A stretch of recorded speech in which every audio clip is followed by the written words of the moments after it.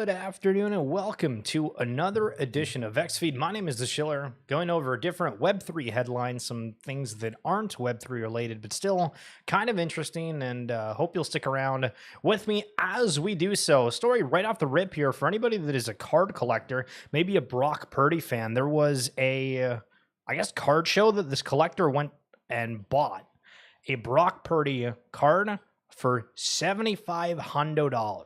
75 hundo. Absolutely insane. But I guess the sticker was highlighting a extremely damaged portion of the corner. Listen, that's a tough look. When we talk about the blockchain authenticity, this, that, the other thing, I mean, I don't even understand how in the world, if you have this graded, which, like, looking at this, it doesn't even show, like, a grade on it, right? Like, normally these show what the grade is. No? Like, am I crazy? So is this 100% authentic? Maybe. But either way, good God. Absolutely horrific that they ended up spending that, and the card is completely damaged. They said that they got a little bit of an extra trade value from the person that scammed them, though. So, I mean, I guess that's a win, right? Talking about Web3 games here, Gabe's highlighting the fact that for Dookie Dash, if you remember the mobile game, Bored Ape Yacht Club, Yuga Labs, they have highlighted before that they're going to have $1 million plus prize pool for their game. Waiting to see that come to fruition. Also kind of curious if anything's going to happen with the dogs. They're supposed to have some kind of an impact on heavy metal, but then obviously heavy metal got sold off. So, I mean, I don't know. So loan.eth sold for like 12 ETH today, and school.eth sold for 3 ETH the other day. Interesting seeing the name services out there. Ethereum seeming to hold a premium. How long is that going to happen? Forever. For a little bit. $8,000. Because I'm trying to think, the amount of times you are going to send a transaction on the chain to like an Ethereum name instead of having to like copy and paste it, right? Like, I think the concept is super cool, but I'm super curious for the people that are buying these bigger ones. Is it just a flex? Is it actually going to be used for something where it's easier for people to send funds to something specific? I have no idea. Okay, so the Telegram founder the other day, I forgot to mention this during when that happened, but Memeland actually put out like their support in kind of a different way. So 20 hours ago, we converted $1 million of our team treasury into TON token, which again, TON is an ecosystem that's building on top of Telegram. And obviously, well, I'm assuming you guys have seen all the news regarding the Telegram founder getting arrested or detained. In the open market, we will hodl until free Durov. Telegram is the app that our team, most Web3 people and millions of people use every day. It may have some bad actors, but which platform doesn't? This is not financial advice. We only support what we believe. So pretty bold statement out, right? Because we highlighted Yatsiu if you were in the stream the other day, and he was just, saying, hey, yeah, like, we stand with them, but Memeland really going out there and showing some goodies. Whale.mocha highlighting some of the Solana NFTs, Crypto Undeads, Bodogos, OK Bears, Kalanosaurs, Degenerate Ape Academy. Do you remember those ones? Have you heard of them before? I thought, hey, let's go check out the website. So Crypto Undeads, I remember being like somewhat vocal of like, this could go all right, but it seems like there is an insane amount of hype for something when the market just, didn't really hype that many things up. But welcome to Crypto Undeads. NFTs are dead, according to the media, yet here we are, undead and unshakable. Our 10,000 unique undead collectibles are living eternally on the Solana blockchain. And yeah, there's like nothing else to click on there. Welcome to NFTs. On the top, it says our staking protocol is live and bury our crypto undeads now. So, I mean, if we hit bury, we have to select the wallet or connect with X. Not going to do that because we don't have one. But again, listen, these first impressions of things. Hey, I'm going to go out and check out the collection, and there's no info on it. Now, Bodogo is here. Let's see what they got to say. The crypto entertainment company. Immerse yourself in the world of crypto through daily news, entertainment, collectibles, and more. Yo, Food Masky, what's going on? I still have my crypto undead. Hell yeah. Now, did you mint any of like the rare ones? Because I'm trying to think of what there was. I think there was like an alien or something that was rare, but I think people were like shocked a little bit that there weren't more kind of one-of-ones in that nature. Partners, Kraken, Tensor, Shrapnel, Karate Combat. Listen, Karate Combat, if you guys haven't seen that, absolutely insane. They've had a lot of people that are notable figures within the Web3 space and kind of hilarious. Food Masku, have you thought about getting in the Karate Combat? Huh? Some of them had the radioactive glow. Okay, gotcha. A little bit. Listen, the only radioactive glow that I remember is from like those early, the one of one that was the Mutant Ape Yacht Club, and the radioactive dogs for BOYC. It seems that all of them are in BOYC collections. You're going to pass? All right, fair enough. And they're just showing some of the other stuff joining the pack. I thought the art for this collection was actually pretty cool. But when we go out to anything else, I don't know if they highlight a little bit more.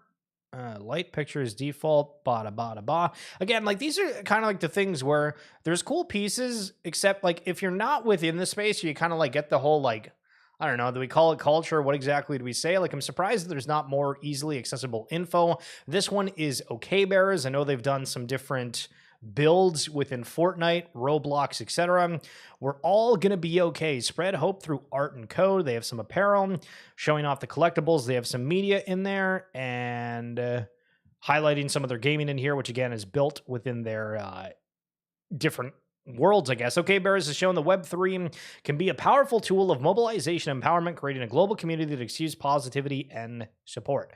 Okay, so we've looked at like 3 collections, and I feel like I haven't been sold on any of them, right? And I mean, okay, sure, Shell, listen, are you actually going to go out and buy these? I mean, I don't know, probably not, but still, I'm not even like remotely tempted to. Why are these ones not trying to give you a bigger sales pitch? What in the hell? Base on ETH is going parabolic and active addresses. Holy smokes, going well upwards of 1 million. Some more base stats a little bit later, but there seems to be a lot of traction, especially after the base names. They did like sales were kind of like the ENS names for like loan.eth, school.eth. There was the same thing with .base. And I guess it's drawn a lot of people to the platform. So very, very interesting to see. And Parsec Finance, which does some really interesting statistics if you're wanting to see just, I guess, stats within the space, saying base activity has been in a steady uptrend since mid-March, recently seen over 4 million daily transactions. So again, million active users, 4 million daily transactions, kind of insane. Did you get your base.eth name? So no, I didn't. So we covered it a little bit before, but it looked like for the premium names, it was like 0.39 ETH or something nuts. And then it got a little bit lower. And then for the, I guess, like unpremium names, it was lesser. Did you end up getting one or no? I probably should have been paying a little bit more attention, to be totally honest. Okay, so before I went live, $110 million of crypto was liquidated. I don't know if you guys have seen the chart. Don't want to scare anybody by any means, but holy smokes, we're down 6% on the day. What are we going to do? That's nuts. Now, at the same time, if you go to like the 7 days, we've had like a huge upswing, and then that looks way worse on the 7-day chart than the 1 day. Oh, baby. But you're only down 0.54%. So the entire move upward has been retraced. I'm curious too, because like not always, but sometimes there is like a political happening. There's something that somebody says. I know there's a lot of blowout the other day from like a Vitalik tweet. Not that that necessarily affected the price point by any means, but it was very interesting to see the reaction to it. So I'm not going to go through this entire thread, but we highlighted VV yesterday, and so I just wanted to bring it up a little bit again. And within this, they were just talking about the state of VV. So we could do this for NBA Top Shot. We could do this for any collection that's out there. But one of the common themes is within like the user base here. And I feel that for anything that's gotten like a bit more traction than your average Joe, this is, you could probably put any collection name into what this is saying. Yo, Buffalo Space coming through for a fat 30 months. Oh my goodness, this man is cooking. NTF's dead, yo. NTF's dead, yo. Man doesn't even know how to spell NFTs. Hell yeah, Bruce. Thank you so much for the 30 months. You are insane. Appreciate the hell out of you. So the user base for VV. Upon examining user profiles, it's evident that most active users joined in 2021, which Zedron, NBA Top Shot, list goes on, with the rest primarily from 2022. Very few users from 2023 or 2024 are currently active, leading to a noticeable decline in the user base. This results in closed loop with minimal fresh capital or gems entering the VV ecosystem. Okay, so exactly what I said a second ago. This can be used for basically anything. And when you like sit back and let's take this for face value and say, okay, this is 100% correct in terms of the people that came in that were new users in like 23 and 24. They don't have the same connection to things. And I think, part of that is back in 21, you were able to buy something and boom, it, went way up in value. And you kind of had this, oh my goodness, is this ever going to happen again? We've seen the glory days of what it was at a point. And the thesis hasn't changed in terms of things going on chain, but there's just not been a whole lot of new users within any sort of ecosystem right now. But I thought just, interesting food for thought on that one. Now, Elio Trade's talking a little bit about RWAs, real world assets.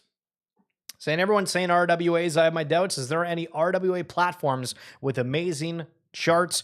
RWA.world, if you guys wanted to check that out, again, in the description down below or in my X bio, I do RWA segments podcast where I talk with Ray and Tyler. We actually recorded next week's episode today. We went into Chainlink, what they're doing. They're hosting an RWA Day World that is in Salt Lake City for permissionless. And so if you guys are potentially going around for that event, might be something worthwhile checking out there, but interesting to see the narrative starting to spark up a little bit regarding RWAs. Now, Sonium, I should say, the other day highlighting that announcing that they're launching a blockchain, and this is their post saying, introducing Sonium by Sony. Block Solution Labs building a public Ethereum Layer 2 next-generation blockchain ecosystem designed to invoke emotion and empower creativity. Sony aims to connect Web3 with everyday internet services, making blockchain technology more accessible to users globally. Go mainstream with Sony. All right, these narratives, everything talking about mainstream. Interested to see what is partnered with them. If you go to the replies, you'll see them saying good morning, shouting out a whole bunch of different protocols out there. So I think they can bring in some big players within just a handful of days, 34,000 followers on here. Again, not like a huge metric to go off of, but very, very curious if this is one that is going to have some kind of an airdrop associated with it. We've been talking about liquidity drivers. This damn well might be one. So far away. New heavy metal event coming, I guess within, this is Nifty Island, right? Yeah, this is Nifty Island. So one of the things that's kind of weird is that I had no idea what to think. Like, look at these things. So here's how it's going. So that's like a Reaper. If you guys ever played it way back in the day, remember heavy metal? I mean, listen, this a couple of months ago, but this is what like the avatar would look like. Now, this is made specifically for Nifty Island. So is it like the most high quality thing you're going to find out there? Not necessarily, but it's just, I don't know. I think it's kind of humorous to see what they look like as they were supposed to be just like floating characters. You know what I mean? And now they have legs and feet and they're in a metaverse world. Yo, Atari, what's going on? Hope you're doing well. Rager saying, I talked to some normie friends over the weekend who have previously invested in crypto and they have no interest in it right now and doubt there will be another bull run. Kind of agree with like the sentiment. Again, everybody that I know in person, I don't know, like anybody that's in crypto right now, there's almost no reason to, right? Unless you're somebody who's like very bearish or not liking the way that the world, cash is across the board. Is there a reason to get in? I mean, speculatively, yes, but has there been like a lot of services, things, whatever, game experiences that people are obsessed with? I don't think so. At least not in a mainstream way. So we'll see if that changes. Never ask a man a salary, a woman her age, or the Solana Foundation how much incentives they are paying to get people to mint PYUSD. So they're talking about the PayPal USD. This was something that was talked a ton on the timeline. Whenever PayPal was like, we're going in crypto, we're doing all these things, people were going absolutely crazy, but it's gone up 271% since its launch on Solana, which is kind of insane, but that's regarding specifically the market cap. Obviously, it's a stable coin, so it's not, listen, if the stable coin goes up 271%, we got problems. But going to DeFi Llama, you can actually see here when you're looking at the market cap on Solana for stable coins USDC from Circle at 2.48 billion, Tether with USDT 723 million, and then PayPal USD 661 million. So So when they're like, yo, who the hell's getting the incentives and getting everybody to do the PayPal USD? Kind of insane, because Tether is huge, that they're only, less than 100 mil apart in terms of market cap, which is a lot. Listen, we've kind of used the 100 mil barrier in crypto, where generally speaking, we find most coins that are anything around 100 mil, if not more. So big market cap for that stable coin there. Prime, we've talked about it a little bit the other day. If you remember, the trading card game, also working on some AI integrations and games, starting to move just a little bit. So if you're a holder of Prime, you're probably going to be super happy, but going from $7 all the way to $9.28 in like a singular move, is this going to, give us the nudge that the market's coming back, pay attention to crypto gaming, or is it just okay? It's there and live. Now, yesterday, we kind of we tried to make a funny, and I highlighted a post from Strong Hands, and they were ridiculing the fact that why aren't more people paying attention to cyberkongs, because they have an Adidas collaboration on their profiles. And I was like, okay, like that's cool. But at the same time, they were also saying, well, I mean, you need a, rug 9 figures on a metaverse land, and you need plushies and all these other things. And then I see the same person out on the timeline that's just ripping on Parallel. I don't know who I block. Listen, I use the block button fruitlessly. I don't want to view it because that's, we're going to help. But anyway, it's funny no one ever mentions they play the game or like the gameplay for Parallel, which I played the game. The game's actually friggin' awesome. But then the Parallel founder's like, guy who doesn't play, no one likes it. It's like, this guy's just ripping on other stuff, but then, trying to like bring attention to their own collection. And it's just, this space is so freaking strange. It's insane. Now, the Minnesota Twin Stadium, just highlighting, this is a crazy photo. There was a storm the other night. Kind of cool. Not if you're the cameraman, obviously, you want to be safe and all that kind of jazz, but sweet image on there. Tom saying monetizing engagement was probably the worst change to this platform. Fully agree. Talking about X. People now say the most dumb, hateful shit they can and respond to every single reply. Best part is he did it to boost engagement for ad revenue, but now people say such absurd stuff no one will advertise. I can't tell you the amount of times that I am like scrolling on the timeline and there's just zero educational value. And one of the reasons why I was like, hey, we could do the show and like, highlight different things that we do find interesting is because there is such garbage that you have to filter through, where people, again, are just looking for engagement, and there's nothing that great up there. And it does kind of suck. And I've noticed, I don't know for anybody that uses Facebook, it feels like they've turned off comments on every single post. I don't know if like my app's outdated or exactly what, but when I'm on mobile, when you click it, you like go to the comments, and on X, it's super bad. On X, you have a ton of like videos of like random dogs, some unbelievable thing that you're like, why is this video online? Not regarding dogs, but like other stuff, if you know what I mean. And then on Facebook, it's like, it's just not there. So I don't know if this is like preventative for like AI happenings, like taking over the feed where it's all these like bots and whatnot. Facebook's having that. I have no idea. Now, taking you back down memory lane. Remember when we almost bought the Constitution? If you forgot about that, this was back in November 18th of 2021. A group of cryptocurrency investors took the notion of we the people from the US Constitution to the next level. They pulled money to try to buy a rare copy of the document, and they claim to have raised $40 million to do so. But despite the huge amount of money raised, the group failed to buy the document. I remember the entire timeline was euphoric over that. It's tough they didn't get it done. This one is subjective, but maybe kind of bullish if true. My team and I spoke with over 120 teams and founders in the last 30 days. Here's an observation. There's a wave of projects kickstarting their big marketing push as we speak.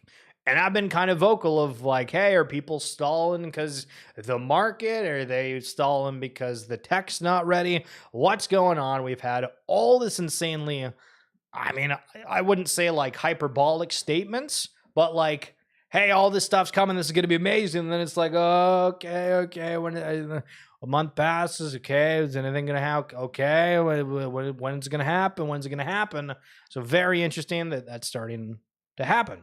They're taking a gamble and betting on October and November being a big month for crypto sentiment. If they're right and the market picks up, they'll have the first mover advantage and win big.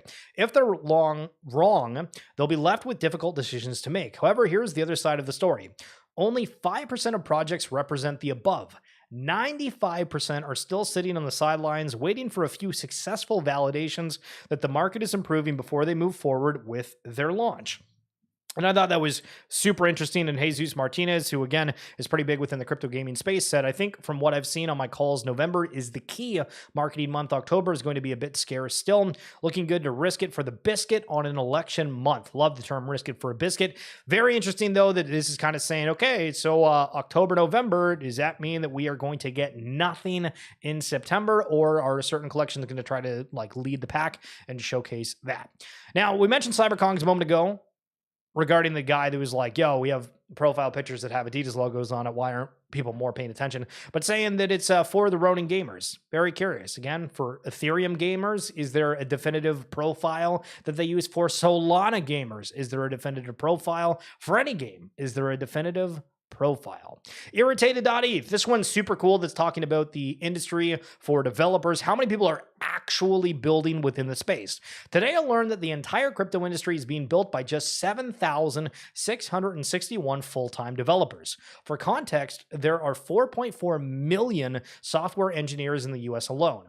Our entire industry is being built by less than 10,000 people. I'll assume 10% of these devs are founders. This means that every builder counts. Every project, every new protocol, and every on-chain experiment has disproportionately large impact on the future of crypto. So little devs and so little of them will find product market fit. Kind of crazy when you think back to the past, right? And for anybody that's been in the space for a while, collections that have come and gone, people that are trying to, I mean, Recur is one that comes to mind where they were doing like the collections of Care Bears, Rugrats, all these things. They got like 50, 60, 70, maybe even like 80 mil. I think it was 60, if I remember correctly. And then they're like, we tried it for like less than a year. We're just done. Insane. And speaking of insane, whatever the hell this Story protocol announced that they have 140 million in total funding, and they're building the world's IP blockchain. Okay, back to the intellectual property thing. A lot of these turn into buzzwords, and people start getting a lot more critical about certain things because everybody's saying, you know, we have the best of the best, where I think we highlighted the other day where somebody on some chain was saying we have the best IP, and it was like completely homegrown that you wouldn't have heard of before, right? Unless you followed the ecosystem. And it's like, okay, like that's cool if you have enough people that can, you know, build out intellectual property, but that doesn't mean it's like the biggest from, I guess, like the Web2 standard, right? So 80 million Series B led by A16Z Crypto. That's nuts. Intellectual property IP is one of the world's biggest asset classes. Training data, AI models, memes, user-generated content videos, game assets, character traits, and more are all IP. And within there, they're highlighting intellectual property from Nike to Pepe to Mickey Mouse, and then real-world assets with watches and some other things within there, and Fortnite. But that's not real-world assets. I'm just mentioning because there's a Fortnite photo on the side. With the rise of AI, IP becomes even more valuable. IP serves as the foundational input that large models train on. Put simply, without IP, AI is likely to hit a ceiling. Story is creating a win-win future where creators can both protect and grow their IP in the age of AI. Story is the world's IP blockchain, layer one that seeks to tokenize the multi-trillion-dollar asset class of intellectual property. Creators use Story to declare sovereignty around their IP, set usage rules, and build a global network where fans remix, sell, and promote. Now, this is interesting because it felt like after listening to the clip, if you were in the stream, I believe yesterday when we were listening to Ernest Cline, the author of Ready Player One, and they were talking about how they have the Readyverse standard. If you have IP, you can bring it to them and build it on chain. Again, the competition, you'd think, hey, that's probably the only person doing it. Well, this is kind of a highlighting of there's a lot that's out there. But on the topic of Futureverse, they posted this little tidbit on the Murmur Matrix, and it sounds almost too futuristic to be good. The Murmur Matrix functions as an ever-expanding data layer that enables communication between AI agents. It can be thought of as a dynamic pool of knowledge that empowers your AI agents to build contextual memory and awareness when interacting with the world, objects, and characters around them. The Murmur Matrix draws from a combination of generated data and curated core data libraries. Every interaction with the ASM ecosystem contributes to this matrix, enriching the intelligence available to each agent. This collaborative environment encourages developers and users alike to play an active role in the evolution of AI, fostering innovation and growth within the Web3 and AI community. So, again, how many of you are out there using ChatGPT, different tools for whether it be video, any kind of everyday work? If you've not messed with the tools, you might be like, damn, I don't know what I'm missing. But when this is getting integrated in games, when this opens up even more, you're going to have agents doing your own thing. Kind of crazy. Now, in other Futureverse news, Mark is shutting down one of the initial marketplaces.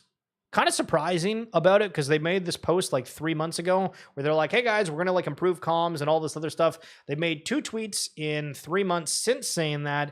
And one of those 2 is them saying, hey, we're donezo. And so again, Tradeverse is taking over. Obviously, that was kind of the notion immediately. Gods and Grumble. It was highlighted that there was going to be some kind of new live streaming platform to it. It's going to be a little bit more accessible. Sucks to see that Mark's is going to the wayside. But again, kind of confusing. We're like, hey, we're going to improve comms, everything else. And then it's just kind of nothing. If Roblox were a country, it would rank as the 20th largest in the world by population, just below Germany and ahead of Thailand. With 80 million daily active users, digital nations are going to have a big impact on our future. So you might not be a gamer. You might not spend a whole lot of time online. But seeing that kind of statistic, sheesh. Glad that we're paying attention to what's going on within this space. Thought this was crazy. Divin Labs interviewed David Garrett. Crazy story he's had of multi-millionaire winery sellers. Crazy stories. Check out the RWA Segments podcast for that. But for Mad Lads, one of the I'm totally lost. Atari, I saw in the corner of my eye saying they just announced Seeker's Taken. I'm literally shaking. Oh my goodness. We got to go check that out.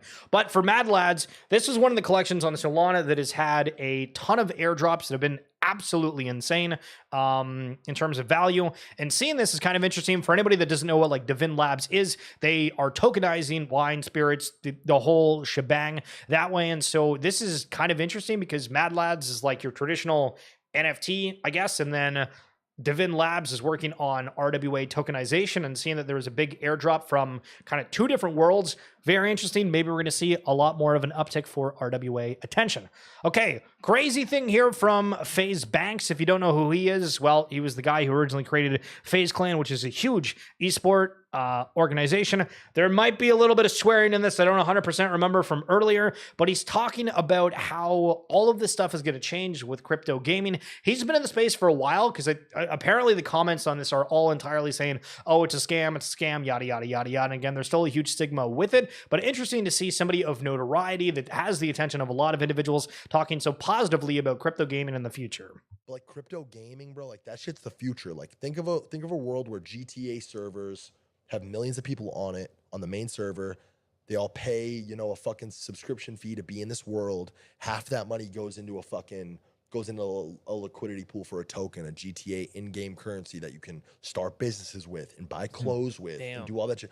Boom, there you go. Crypto. So that's the interesting point, right? When you're saying we can start a business within these virtual worlds, right? And hearing that from other people, it's like, okay, that's super interesting. And he's using Grand Theft Auto as an example for that. And obviously that's a huge gamer base. And for whatever it is, you know, for anything to like hit the mainstream where it's actually like a business, I think obviously you'll have kind of your niche opportunities here and there with the different ecosystems.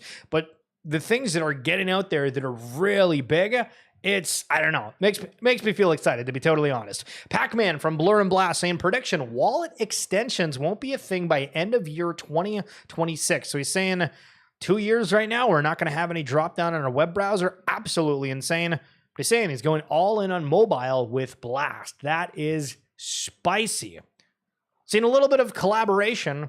Again, we see the collabs, right? Mad Labs, Divin Labs, and MLB. They made this post the other day talking about the Costco guys, you know, the double chunk chocolate cookie, the chicken bake, all that stuff, randomly mentioning things. And it's, okay, we have a collab there. And then Julio Rodriguez from the Seattle Mariners, big fan of the anime Naruto. how they're giving away headbands. You see the entire world opening up to have this. Do we call it interoperability? Is that weird? The collabs across the board, everyone trying to appease everybody within different circles, get fans. What can they do for that? So this is super spicy, and kind of the final story before we go check out to see what Silo has. So there's a new mint terminal coming to Magic Eden where Pump.fun was a platform where you were able to make a meme coin with a click of the button. Well, now the idea with this is it's the same thing, but this time with NFTs. Most of these looking like it's open editions with just like a single art piece to it. Curious if that has any kind of effect on any platforms that are out there right now selling something like this. They can make it relatively cheap. But how many more NFTs does that bring to the market? Is saturation good? Is it bad? Seems like it's one click, super easy, and fascinating to see the evolution of the tech that way. Okay, going over to Silo. Let's go read what this is. Atari, huge shout out. Let your Seeker work for you and start earning Silo tokens. Learn how to get started and boost the Seeker network. Okay. Wait, March 6th. We've already done this. Okay, did I just get baited? Yo, Atari, you just baited me. This is not a new update. This is just them saying that you're able to stake before. Listen, yo, that's crazy. Who's running comms? We got baited. I guess they're just highlighting the fact that you can do that. And we've been doing that for a while. Listen, Atari, we're fun. Yo, we're fun, brother. We're not shaking anymore. So, you know, when the heartbeat's down, we're good. We're chilling. Obsidian, insane, right? What the hell is that? No, you're good, Atari. You're good. Appreciate it. All right, that's going to be it for this edition of XFeed. Appreciate you guys tuning in. Food Mascu, thank you so much. Buffalo Space, 30 months. Yo, this man's absolutely legend. Atari with the debate of the day and Obsidian. Appreciate getting a laugh out of you, good sir.